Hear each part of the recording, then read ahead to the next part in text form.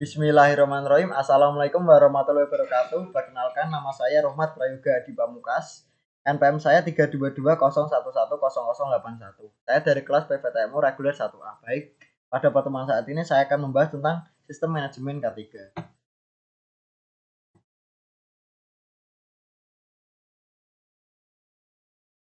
Nah, ini yaitu min map dari K3. Tempat kerja produk jasa. Nah, mengalir ke kanan ini ke bawah dan selalu berputar. Nah, ini ada bagian dari sistem manajemen keseluruhan. Yang pertama, struktur organisasi, perencanaan, tanggung jawab, pelaksanaan, prosedur, proses sumber daya. Yang kedua, pengembangan, penerapan, pencapaian, pengkajian, dan pemeliharaan kebijakan keselamatan dan kesehatan kerja atau K3. Yang ketiga, pengendalian resiko. Nah, tujuan dan sasaran. Jadi ada tujuannya. Yang pertama, menciptakan sistem keselamatan kerja dan kesehatan di tempat kerja. Kedua, melibatkan unsur manajemen prakerja, kondisi dan lingkungan kerja yang terregenerasi. Yang ketiga, mencegah dan mengurangi kecelakaan dan penyakit. Yang keempat, tempat kerja yang aman. Baik, lanjut penerapannya. Nah, ini dalam penerapannya tenaga kerja 100 orang atau lebih. Dan ada lagi itu audit, pengembangan, pendokumentasian, standar pemantauan, keamanan bekerja, pengolahan material, pemeriksaan sistem manajemen, pengembangan keterampilan dan kemampuan dan lain-lain. Baik, lanjut sertifikasi. Nah, ada pembinaan dan pengawasan. Yang pertama ada Kementerian Tenaga Kerja dan 2 pejabat yang ditunjuk. Nah, ini terpecah-pecahnya. Yang pertama komitmen dan kebijakan, perencanaan, penerapan, pengukuran dan evaluasi. Yang terakhir ada tinjauan ulang dan peningkatan. Nah, dalam penerapan ada lagi yaitu jaminan kemampuan sumber daya manusia, sarana dan dana. Personil berkualifikasi, sarana memadai, prosedur pemantauan manfaat dan biaya. Integrasi sistem manajemen K3 ke sistem manajemen usaha. Nah, tujuan prioritas manajemen K3 diutamakan integrasi yang selaras dan seimbang. Tanggung jawab dan tanggung gugat, semua pihak berperan serta dalam penerapan atau pengembangan sistem manajemen K3. Nah, penentuan, penunjukan tadi di sini. Prosedur pemantauan. Nah, yang tiga ini ada reaksi cepat terhadap kondisi yang menyimpang.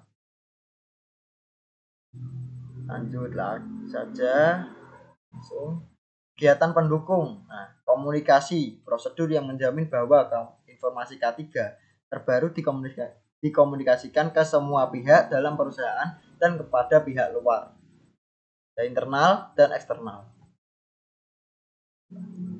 Identifikasi bahaya, penilaian dan pengendalian risiko, identifikasi sumber bahaya. Ada identifikasi sumber bahaya, ada juga penilaian risiko, tindakan pengendalian, dan perancangan dan rekayasa. Nah, ada jenis-jenisnya itu juga. Saya lanjutkan saja. Identifikasi bahaya, penilaian, dan pengendalian risiko. Yang pertama ada pengendalian administratif. Yang kedua ada tinjauan ulang kontrak. Ketiga, pembelian.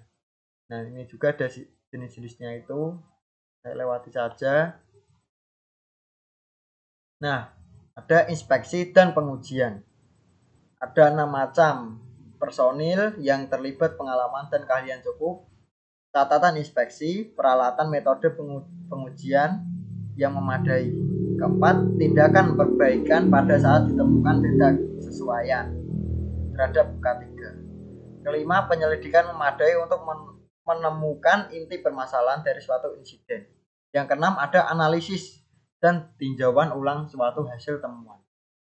Nah, audit sistem manajemen K3 ada 5, dilakukan berkala, sistematik, metodologi yang sudah ditetapkan. 4, frekuensi audit berdasarkan tinjauan ulang hasil audit.